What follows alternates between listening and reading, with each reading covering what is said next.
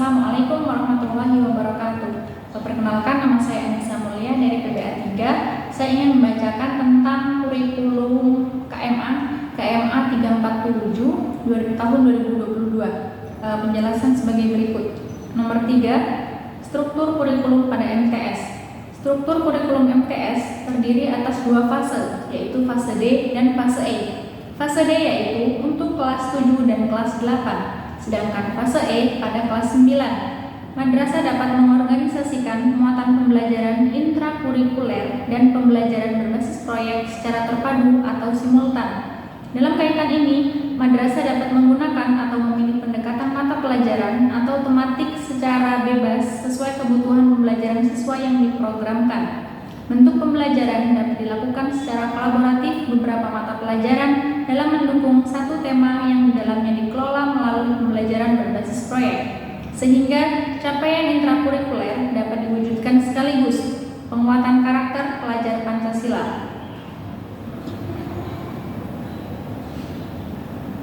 Selanjutnya yaitu nomor 4, struktur kurikulum pada MA.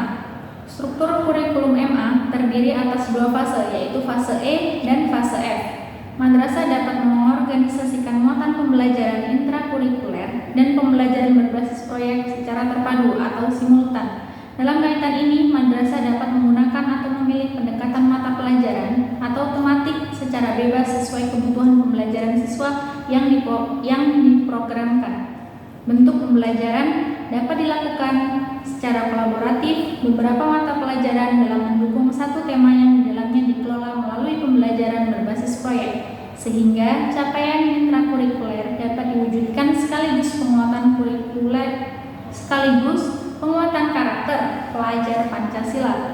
Nomor 1 yaitu fase E untuk kelas 10. Mata pelajaran ilmu pengetahuan alam dan ilmu pengetahuan sosial di kelas 10 MA tidak dipisahkan menjadi mata pelajaran yang lebih spesifik. Namun demikian, satuan pendidikan dapat menentukan bagaimana muatan pelajaran diorganisasi.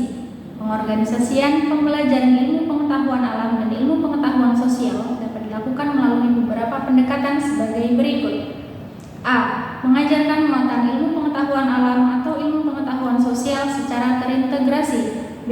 Mengajarkan muatan ilmu pengetahuan alam atau ilmu pengetahuan sosial secara bergantian dalam blok waktu yang terpisah. Atau C. Mengajarkan muatan ilmu pengetahuan alam atau ilmu pengetahuan sosial secara paralel dengan JP terpisah seperti mata pelajaran yang berbeda-beda, diikuti dengan unit pembelajaran inquiry yang mengintegrasikan muatan pelajaran ilmu pengetahuan alam atau ilmu pengetahuan sosial tersebut.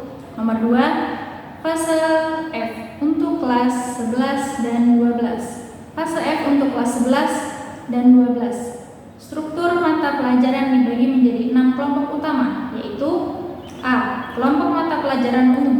Setiap MA wajib membuka atau mengajarkan seluruh mata pelajaran dalam kelompok ini dan wajib diikuti oleh semua peserta didik MA. B. Kelompok mata pelajaran agama. Setiap MA wajib menyediakan paling sedikit 4 mata pelajaran dalam kelompok ini. C.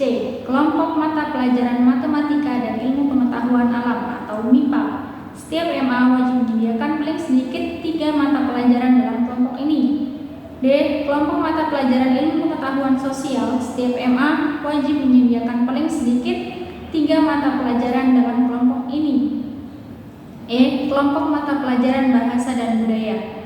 Kelompok mata pelajaran ini dibuka sesuai dengan sumber daya yang tersedia di MA. F. Kelompok mata pelajaran vokasi dan prakarya. Kelompok mata pelajaran vokasi dan prakarya dibuka sesuai dengan sumber daya yang tersedia di MA. Demikianlah penjelasan ataupun pemaparan materi dari KMA 347 tahun 2022.